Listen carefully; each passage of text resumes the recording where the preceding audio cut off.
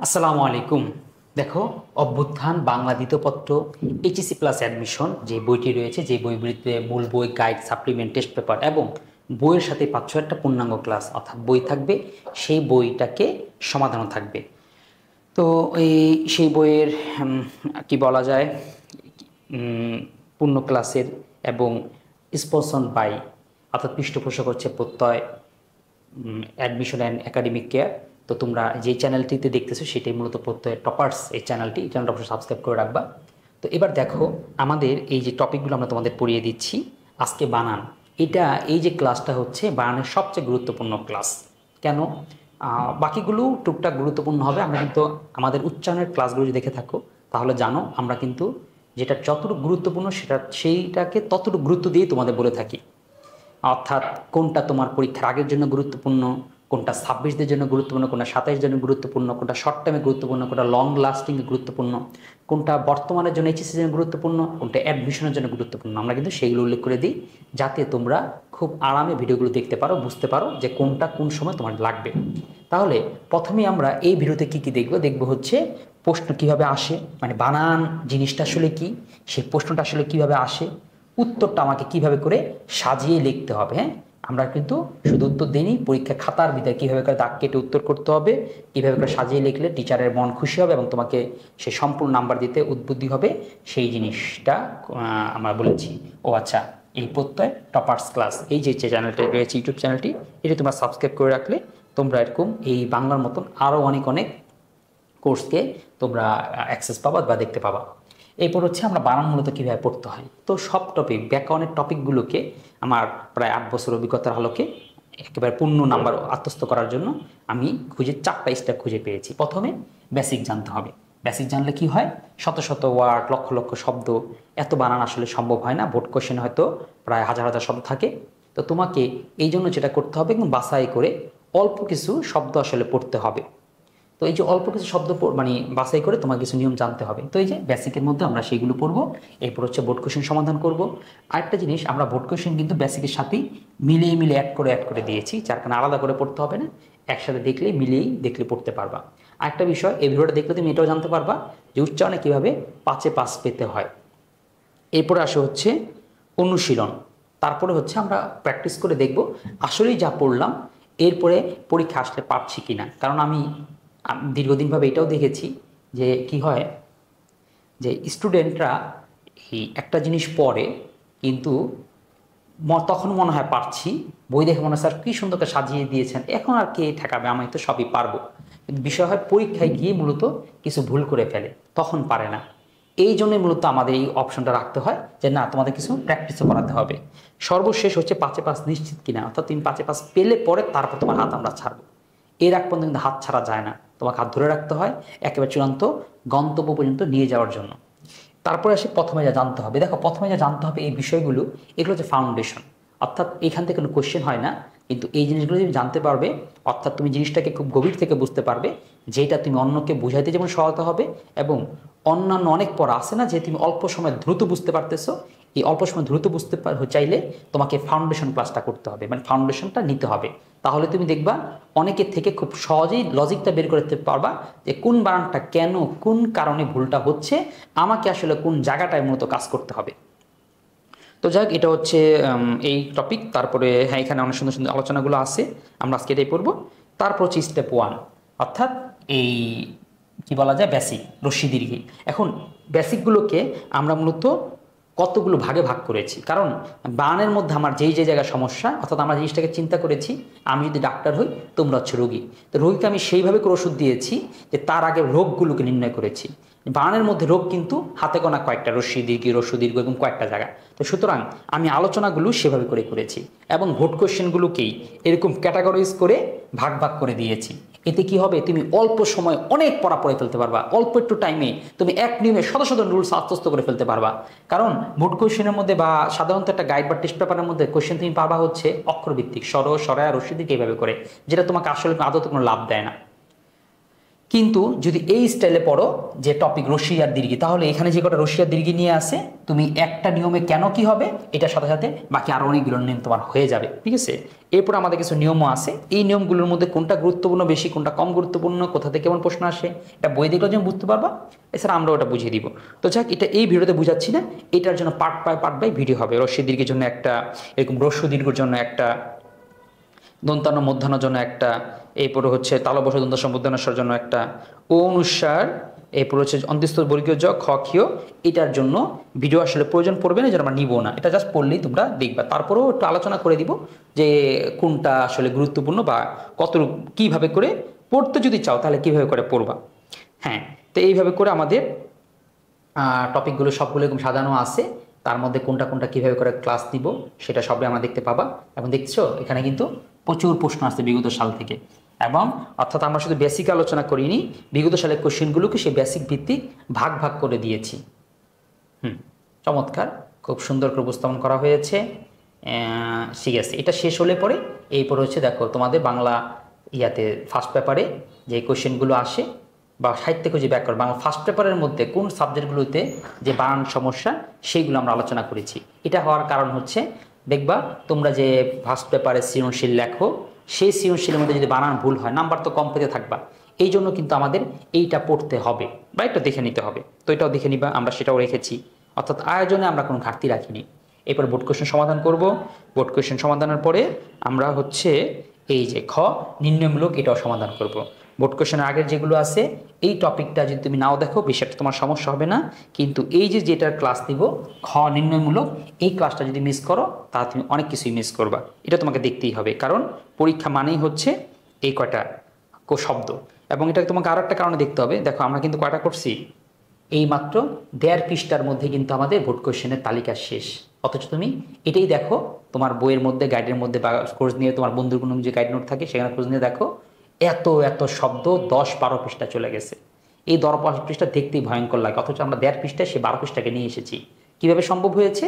তুমি এটা পড়লেই পাবা, বা সন্দেহ থাকলে তুমি একটু খোঁজ নিয়েও দেখবা, তোমার ওই বইয়ের মধ্যে একটা শব্দ দেখবা, এরপর দেখবা আমাদের এই 1.5 পৃষ্ঠার মধ্যে সেই শব্দটা আছে কিনা।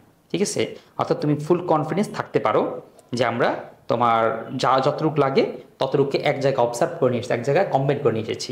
তারপর হচ্ছে এই অনুশীলন করব, অর্থাৎ শব্দ করবই, কিন্তু এই অনুশীলন হবে ক্যাটাগরি ধরে ধরে অনুশীলন, অর্থাৎ র্যান্ডম অনুশীলন না, আলাদা মডেল টেস্টের মতন না। আমরা রস্যি দীর্ঘি সমস্যা সমাধান করব, রস্যি দীর্ঘ সমস্যা সমাধান করব, তারপর এখানেও আমরা ব্যাখ্যা করে দিব যে কোনটা কেন হবে, কিভাবে হবে। এটাও প্রচুর গুরুত্বপূর্ণ হতে চলেছে, কারণ এটা এক সূত্রে কীভাবে 5টা শব্দের সমাধান করতে হয় সেটা জানবো, এবং নিজেরাও কীরকম করে 5-এ 5 পাচ্ছি কিনা সেটাও দেখব। এরপর হচ্ছে স্টেপ 5, এইখানে আমরা কিছু ভোট করব আর বাকিটা তোমাদের করতে হবে। এটা কিন্তু তোমাদের করাটা খুব গুরুত্বপূর্ণ, কারণ নিজে যদি কিছু না করো এই ভিডিও থেকে সব কিছু আসলে হবে না। তো আসলে এটাও একটা জানো যে অনলাইন আর অফলাইন একটা পার্থক্য তো তোমার অনেক থাকে, ঠিক না? কারণ অনলাইনে তুমি অনেক বুঝতে পারো, কিন্তু পরীক্ষা তোমাকে তো অফলাইনে দিতে হয়। ঠিক আছে, আমাদেরই ব্যবস্থা আছে, আমরা যে অনলাইনে হচ্ছে ভিডিও ক্লাস দিই, আর অফলাইনে হচ্ছে স্টুডেন্টদেরকে একদম প্র্যাকটিক্যাল করিয়ে দিই। ঠিক আছে, হ্যাঁ। এরপর হচ্ছে বোর্ড কোয়েশ্চেন অ্যানালাইসিস, বিগত কোয়েশ্চেন বোর্ডগুলোতে কেমন কোয়েশ্চেন এসেছে, কিভাবে কোয়েশ্চেন এসেছে সেটা যেটা তুমি দেখলে, এটা একটা গুরুত্বপূর্ণ, যেটা দেখলে তুমি কি করবা, তোমার বন্ধুকে সাজেশন দিতে পারবা যে তুই দেখ কোনটা কতটুকু আসে, কোন বোর্ডে কী ধরনের কোয়েশ্চেন কেমন কমন পড়ে। তারপর অ্যাডমিশনের কোয়েশ্চেন, যেটা হচ্ছে তোমরা কি নিজ উদ্যোগে পড়িয়ে নিবে। ঠিক আছে, ওকে।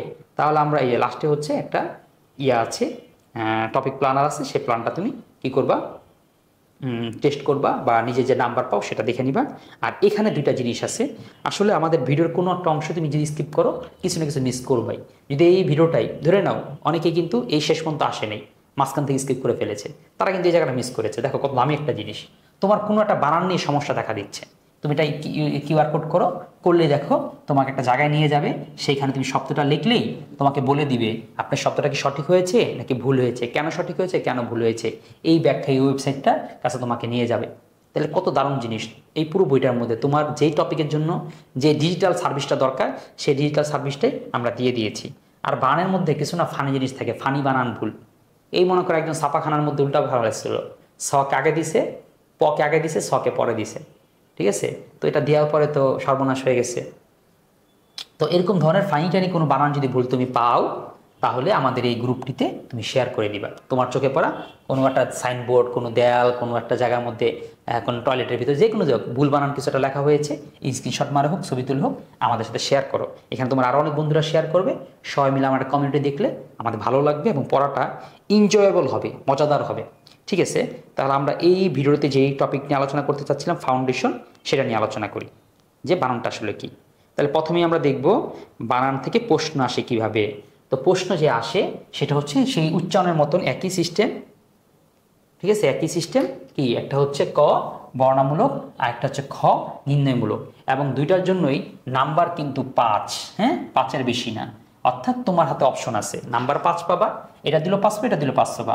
তাই তুমি 10 পাওয়ার জন্য দুইটা দিয়ে দিবা না, সেটা আবার পারবা না, এখানে অথবা আছে, অর্থাৎ দুইটার যে কোনো একটা তোমাকে দিতে হবে। আচ্ছা, তো এবার তাহলে আমরা আসি বর্ণামূলক প্রশ্ন। প্রমিত বাংলা বানানের যে কোনো 5টি নিয়ম উদাহরণ সহ লেখো। যে কোনো 5টি শব্দের বানান শুদ্ধ করে লেখো, এরকম। তাহলে এটাও ঠিক নিয়ম লিখবা নাকি শুদ্ধ করে লিখবা, কোনটা ভালো হয়? এটাও ঠিক উচ্চারণের মতন একই কথা। যদি বানানের নিয়ম লিখতে চাও তোমাকে অনেক কিছু লিখতে হবে, তোমার অনেক সময় লাগবে। আর যদি 5টা শব্দ শুদ্ধ করতে লাগ, অল্পতে তোমার হয়ে যাবে। তো এখানেও আমরা দেখি, এই যে দেখো নিয়মে তোমাকে কি করতে হবে, এরকম করে 1 2 দিয়ে নিয়ম লিখতে হবে। নিয়মগুলোকে আমি একটু সংক্ষেপ করে দিয়েছি, কেন? কারণ যারা বড় বড় নিয়ম লেখে আর যারা ছোট নিয়ম লেখে, দুইজনের নাম্বার তো একই পায়, তাহলে বড় করে লেখে সমানষ্ট করার কি দরকার? এই জন্য সবচেয়ে ছোট ছোট যে নিয়মগুলো আছে তোমাদের জন্য আমি সেই নিয়মগুলো উপস্থাপন করেছি, এবং যে নিয়মগুলো মনে রাখা সম্ভব সেই নিয়মগুলি উপস্থাপন করেছি। এবং বোর্ড কোশ্চেন সলভে এইটাও কীভাবে টেকনিক্যাল করে মনে রাখা যায় সেটাও দেখিয়ে দিব। তারপর তুমি যদি খ নির্ণয় করতে চাও, খর উত্তর যদি করতে চাও, তাহলে হচ্ছে একদম ইজি। তুমি একটা শখ করে উত্তরগুলো লিখে দিবা। শখটা পেন্সিল দিয়ে করলে ভালো, আর শখ যে করতে হবে এটাও এত আবশ্যক কিছু না।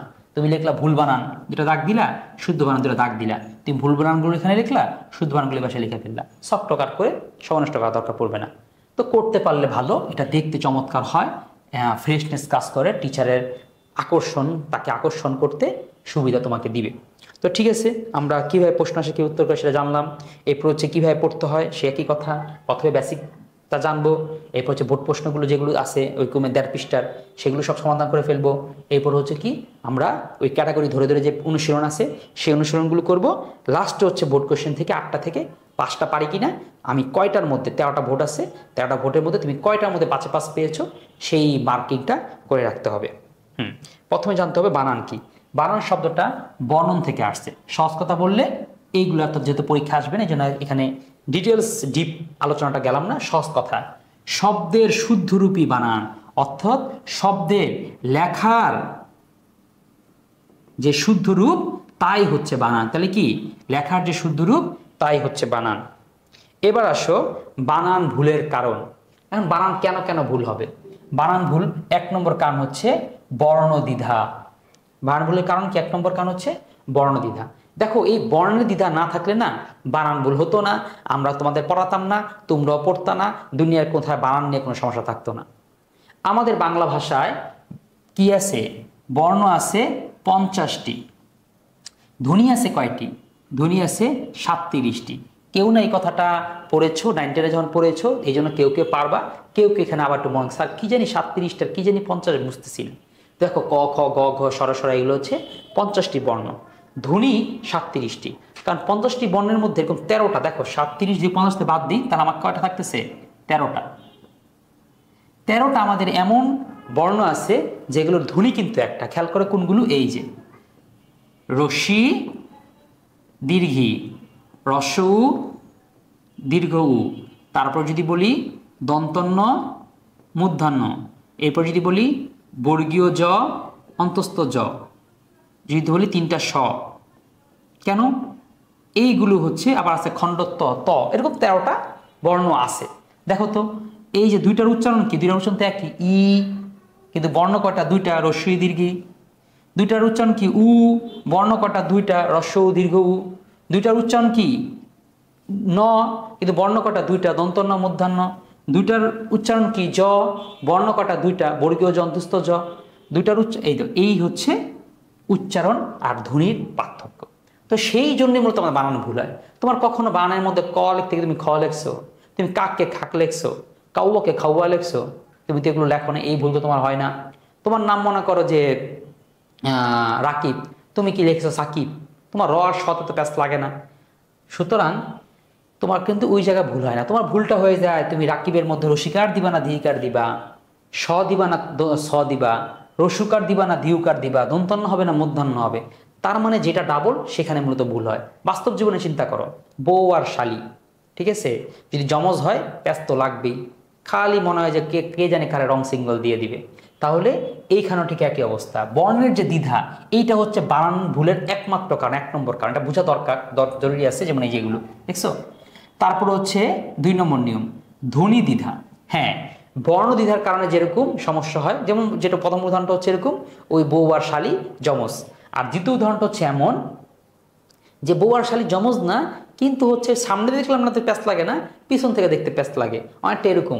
দেখো গ আর ঘ, দেখো উচ্চারণটা কেমন, গ ঘ। দেখো জ ঝ, ট ঠ, ত থ, ব ভ, তারপর র র র, এই দেখছো উচ্চারণগুলো কেমন, উচ্চারণগুলো হচ্ছে কি প্রায় কাছাকাছি, তাই না? এরপরে দেখো 3 নম্বর, বলার সঙ্গে লেখার ভিন্নতা। সেটা কি বলার সাথে লেখার ভিন্নতা? এ দেখো আমরা বলতেছি এক, কিন্তু লেখি আরেক রকম। এটা বাংলা দিয়ে যদি বুঝো না, ইংলিশ দিয়ে বুঝবা। দেখো আমরা এটাকে বলতেছি নলেজ, কিন্তু লিখতেছি কি নো, একটা কে লিখতেছি, একটা হচ্ছে নলেজ, এছাড়া ডি আছে। হ্যাঁ, এরপর হচ্ছে একটা এল লিখতেছি, একটা ডি লিখতেছি, অতিরিক্ত অনেক কিছু লিখতেছি, তাই না? ইংলিশে নাইট। তো এরকম আমরা বলতেছি শব্দটা একটা, কিন্তু লিখতেছি আরেক রকম। এটা পৃথিবীর সব ভাষাতেই আছে, আরবি, ইংলিশ, বাংলা সবটাতেই আছে। এ দেখো বলার শান্তি লেখার এই ভিন্নতার জন্যই মূলত উচ্চারণে ভুলটা হয়। তোমার মনে করো শ্বশুর, দেখছো শ্বশুর বানানের মধ্যে তালব্য আছে, বটার মধ্যে উচ্চারণ দরকার আছে, শ্বশুর বানান তো আমি এভাবে লিখতে পারতাম, শো সুর, দেখা হইতো না? তাহলে এই যে আমরা বলা আর লেখার মধ্যে ভিন্নতা হওয়ার কারণেই বানানে মূলত আমাদের ভুল হয়ে যায়, ঠিক আছে? শ্বশুর, পরিপক্ক, সত্য সত্য সত্য, দেখো 3টা উচ্চারণ কিন্তু একই, কিন্তু অর্থ 3টা। এই সত্য মানে মালিকানা, এই সত্য মানে হচ্ছে সত্তা বা অন্তঃসত্ত্বা, আর এই সত্য মানে হচ্ছে নত্যবিধান আর হচ্ছে সত্যবিধান। এরপরে আসে হচ্ছে একই বর্ণের একাধিক রূপ। এখন দেখো একই বর্ণের যে একাধিক রূপ, দেখো রয়ের মধ্যে রসুকার দিলে কেমন হয়, রয়ের মধ্যে দীর্ঘ দিলে কেমন হয়, শয়ের মধ্যে রসুকার, হর মধ্যে রসুকার, তর মধ্যে রসুকার। তাহলে একই বর্ণ জিনিসটা কি একই রূপ নিতেছে। তারপর নতুন আর পুরাতন নিয়মের পার্থক্য, এই আগে পড়ছো কি রেফের পর মধ্যাহ্ন হয়, নতুন ব্যাকরণ একটা কথা বলবে, পুরাতন ব্যাকরণ একটা কথা বলবে। তো এইগুলোর আমরা যে বলতেছি, যদি কথা দিয়ে বুঝতে পারো বোঝার চেষ্টা করবা, যদি বলে না বুঝতেছি না, তাহলে বোঝার দরকার নেই, কারণ এখানে তোমার প্রশ্ন যে আসবে না। এগুলো বুঝতে পারাটা ভালো, কিন্তু আবশ্যক নয়। এরপরে ব্যাকরণ জ্ঞানের অভাব, তুমি যে বানানে বারবার ভুল হচ্ছে, কারণ হচ্ছে তুমি ব্যাকরণের অনেক নিয়ম কানুন জানো না। কারণ ব্যাকরণের অনেক নিয়ম কানুন জানলে বানান এমনিতেই ঠিক হয়ে যেত। এই দেখো মনোযোগ, মনের মধ্যে ওকার নাই, কিন্তু মনোযোগের মধ্যে ওকার আসছে, কোত্থেকে আসলো, কিভাবে আসলো, কেন আসলো? এটা কিন্তু সেই নিয়মের কারণেই আসছে, এটা সন্ধির নিয়ম থেকে আসছে। এরকম দেখো কটু বানানের মধ্যে রসুকার, তাই না? কিন্তু কটুক্তির মধ্যে দীর্ঘকার কে দিল, কেন দিল, কিসের জন্য দিল? এটাও সেই সন্ধির নিয়ম থেকেই এই নিয়মটা আসছে। তারপরে দেখো ভৌগোলিক, অনুরণাপ, এরকম কারণ আছে। এরপর বানান ভুলের আর কারণ হচ্ছে আমরা উদাসীন, অসতর্ক, বানান যে দরকার কেন সেগুলো আমরা বুঝি না, দরকার নেই, এই ধরনের উদাসীনতার কারণে বানান ভুলগুলো হচ্ছে। তার সামনে আমরা আলোচনা করব বানান ভুলটা শুদ্ধ হওয়াটা আসলে কেন জরুরি।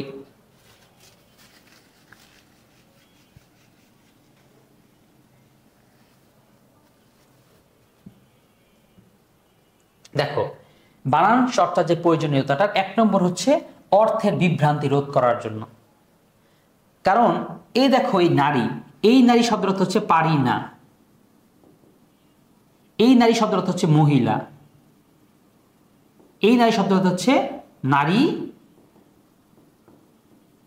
বুড়ি, ঠিক আছে? এর মানে কি শুদ্ধ বানান চর্চার যে প্রয়োজনীয়তাটা, এটা হচ্ছে 3টা।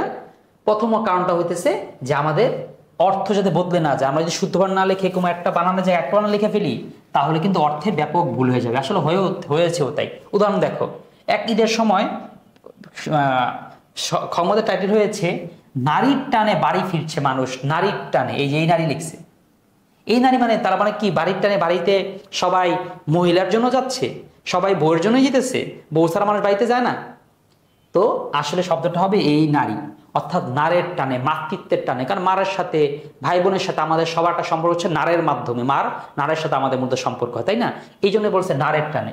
তো ওইটাই আসছে অর্থ বিভ্রান্তি রোধ করার জন্য, অশুদ্ধ বানানের অর্থ বদলের জন্য। তারপর 2 নম্বর, ভাষার সৌন্দর্য রক্ষা করার জন্য। ভুল বানান কি করে? ভাষার সৌন্দর্য নষ্ট করে। যেমন দেখো, বাথরুম 10 টাকা, প্রস্রাব 5 টাকা, এই ধরনের কিছু দেখবো মাঝে মাঝে লেখে, এটা খুব সৌন্দর্য নষ্ট হয়, দেখতে খুব বিশ্রী দেয়, বিদকুটে দেখায়। শিক্ষাগত মর্যাদার বজায় রাখা। তোমার ভুল বানান হওয়ার কারণে তুমি যে অশিক্ষিত মানুষ সেটা ধরে ফেলবে, বা এই জিনিসটা কিন্তু একটা বড় একটা প্রশ্ন, শিক্ষার প্রশ্ন, যে বানান কিন্তু শিক্ষাগত মর্যাদার জন্য প্রয়োজন। আগের দিনে তো এটা প্রচুর হইতো, চিঠির মধ্যে মানুষ ভুল বানান হলে বিয়ে ভেঙে যেত, যে ছেলে অশিক্ষিত, মেয়ে অশিক্ষিত। ঠিক আছে, এখনও দেখবা চ্যাট করার সময় ছেলে যদি মনে করে ইউ কেমন আছে এগুলো বা হাবিজাবি টুকটাক মেসেজ দেখলে ভুল করে বুঝে ফেলছে ছেলে কিন্তু অশিক্ষিত, উদয় ভঙ্গ ধরতেছে শিক্ষিত হওয়ার, তো ক্যান্সেল, আগে ব্রেকআপ। তো এরকম কারণ আছে। এরপর হচ্ছে পরীক্ষায় গুরুত্বপূর্ণ। এখানে পরীক্ষা বলতে স্যার পরীক্ষা 5 মার্কার সেজন্য এত গুরুত্বপূর্ণ? নো, এটা সেই পরীক্ষা 5 মার্কের জন্য না, এটা পরবর্তী জীবনের যত বিশেষ পরীক্ষা আছে, যত সরকারি পরীক্ষা সেগুলোর জন্য, শুধু সেটার জন্য না। তুমি যে তুমি মনে করো সায়েন্সের স্টুডেন্ট, তুমি তো মনে করো বায়োলজি লিখবা, বা তুমি জীববিজ্ঞান যে পরীক্ষা খাতা লিখতেছো, সেখানে কি বাংলা লিখতে হয় নাকি ইংলিশে লেখো? বাংলা লেখো। সেখানে ভুল বানান হলে তো তোমার নাম্বার কাটে। তো এই জন্য শিক্ষাগত মর্যাদার জন্য প্রশ্ন এবং পরীক্ষার জন্য এটা গুরুত্বপূর্ণ। এরপর বিকৃতি রোধ বা সৃজনশীলে ভুল বানানো কিন্তু নাম্বার কমতে থাকে। এরপর বিকৃতি রোধ, বানান ভুল হতে থাকলে, আচ্ছা কেন বানান ভুলটা তোমাদের 9-10 তোমাদের এই ইন্টারের মতো নিম্ন লেভেলে 5 মার্ক রাখা হয়েছে, পরবর্তী সরকারি সমস্ত জবের মধ্যে বানান থেকে প্রশ্ন আসে, এইটা কারণটা কি? এটা কিন্তু হওয়ার অন্যতম কারণ হচ্ছে বিকৃতি রোধ করা। কারণ তুমি একভাবে লিখবা, সে আরেকভাবে, আরেকজন আরেকভাবে, এমন করতে করতে ওই রবি ঠাকুর আর কাজী নজরুল্লাহ যেমনি লিখছে, আমাদের ভাষা বিকৃত হয়ে যাব। ইউ কেমন আসা ভাষা, ঠিক আছে, যে নাইস, নাইন, তারপর গুড নাইট, এখানে তাহলে গুড নাইট লিখবে এরকম GR8 দিয়ে, ভাষা মনে করো বিকৃত হয়ে, ঠিক আছে, আমাদের মর্যাদা হবে চাঙ্গে। তো এই জন্য কি, এটা রোধ করার জন্য কি করতেছে, এই পড়াটা এত কিছু। এবং মাতৃভাষার প্রতি শ্রদ্ধা, নিজের ভাষাকে শ্রদ্ধা করতেই হবে। এখানে রক্ত দেওয়া হয়েছে 71-52-তে, এই জন্য কিন্তু না। তোমার যে ভাষা, তুমি এই ভাষা দিয়েই স্বপ্ন দেখো, এই ভাষা দিয়ে পড়ো, এই ভাষা দিয়ে শিখো, এই ভাষা দিয়ে জানো, তো এই জন্য তোমাকে এই ভাষা আত্মস্থ হইতেই হবে। তারপরে বানান বিভ্রাটের মূল বিষয়গুলো কি, বানানটা আসলে কেন ভুলটা হয়, এই যে আমরা দেখিয়েছি বানান ভুলগুলো, শব্দের বিভ্রান্তিগুলো।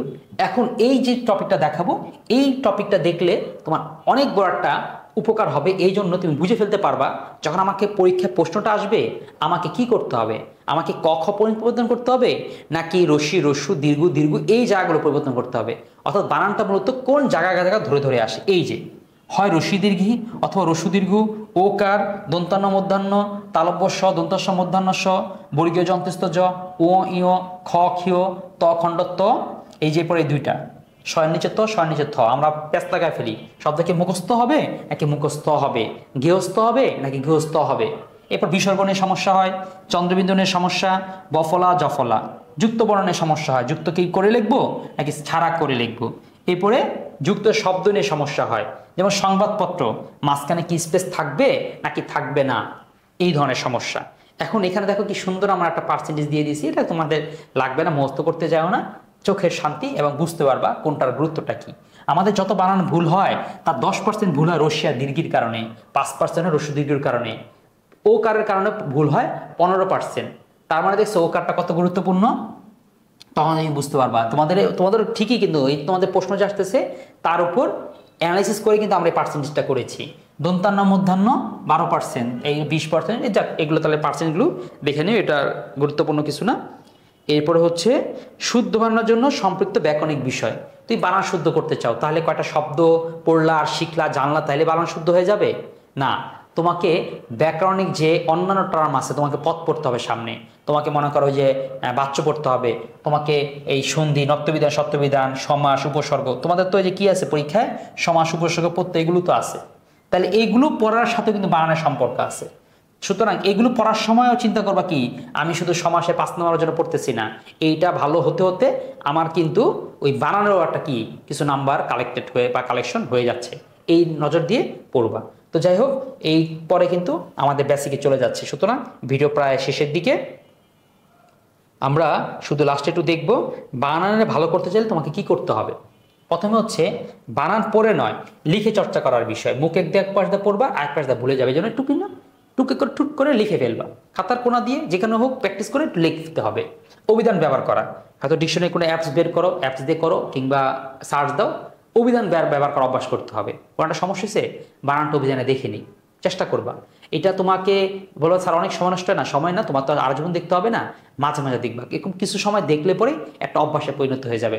তখন দেখবা তোমাকে অনেক শব্দ পড়ার থেকে এমনিতে তুমি একসময় বানানটা ঠিক মতন করে পারছো। একটা হচ্ছে বানান ভিত্তিক নিয়ম বা লজিকটা জানো। এইটা আমি তোমাদের পুরো ক্লাসের মধ্যে কাজটা করে দিব। এটা হলে কি হয়, তোমরা শুধু কি দিয়ে ফেলো, এখানে রসিকার হবে না, এখানে দীকার হবে। কিংবা তোমরা যে কোনো বই বলো আর যে কোনো ভিডিও বলো, সেই কাজগুলোতে এই কাজগুলো বা যে কোনো স্যার তোমাকে এই কাজটাই করে দেয়। এখানে রসিক, এখানে দীকার হবে, এখানে রসিকার, এখানে দীকার হবে। কিন্তু কেন রসিকার হবে, কেন দীকার হবে, এই কারণটা যদি তোমাকে জানায় দেওয়া যায়, তাহলে কি হবে, তুমি শুধু ওই শব্দটা না, ওই রিলেটেড আরও যত শব্দ আছে সব শব্দে তোমাকে কেউ আটকাতে পারবে না। এই কাজটা খুব ভালো হবে। এবং এই যে লজিকগুলো আছে না, কি করবা, যখন জানবা তখন কোনো বন্ধুকে জোর করে জানাবা, চেষ্টা করবা ওকেও জানানোর। ঠিক আছে, তাহলে তোমার যখন ভাব যেরকম বাড়বে, তোমার যেটা লাভ হবে কি, নিজের পড়াটা হয়ে যাবে, খুব ভালো করে পড়াটা হবে। এরপরে টাইপ ভিত্তিক বানান পড়া। তো আসলে বানান তো আসলে অনেক, একটা পড়ে রাখা, মনে রাখাটা অনেক কষ্ট হয়ে যায়। এই জন্য জিনিসটা টাইপ ভিত্তিক করে পড়বা, যেটা আমি পুরো বইয়ের মধ্যে নোট করে দিয়েছি, টাইপ ভিত্তিক করে, রস্যি দিঘিগুলো একসাথে, রস্যুকার দীর্ঘারগুলো একসাথে। এবং বানানে ভালো করার জন্য কি কি বর্জন করতে হবে, সেটা হচ্ছে মোবাইল ফেসবুকে অশুদ্ধ লেখাকে অভ্যাসে পরিণত করা যাবে না। এটা তোমরা একদম করো, খেয়াল করো না, দেওয়া যা মধ্যে দিয়ে দিই, এটা করো না। দেও, পোস্ট করো, পোস্ট করে ফেলো, পোস্ট করার পরে যখন বানান ভুল পাও সেটাকে আবার ঠিক করে ফেলবা। এরপরে অভিধান না দেখে অনুমানে বানান লেখা, ইংরেজি অতিরিক্ত বাংলা স্টেপের লেখা, এই কাজটা করো না। একটু অভ্যস্ত হওয়ার চেষ্টা করো তুমি কি কিবোর্ডে, ঠিক আছে, অনেকে করবা না, কিন্তু বাংলা কিবোর্ড ব্যবহার করার চেষ্টাটা করো। তোমাদের ঢাকা শহরে যারা আছে তারা পারে না, কিন্তু গ্রামের যারা তারা ঠিকই পারে, কারণ অনলাইনে পড়তে পড়তে ওরা এই প্র্যাকটিসে খুব অভ্যস্ত হয়ে গিয়েছে যে বাংলায় লিখতে পারা। তাহলে বাংলা কিবোর্ডে কি হইতে হবে, অভ্যস্ত হইতে হবে।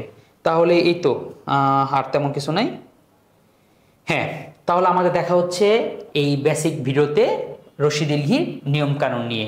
তাহলে এই ভিডিওটি এই পর্যন্তই। সবাই ভালো থাকবে। আর হচ্ছে একেবারে যখন ধরেছো, আমাদের এই বানানের পুরো সিরিজটাই দেখে ফেললে তোমার বানানের যে কোর্স বা বানানের যে পড়া সেটা কমপ্লিট হয়ে যাবে।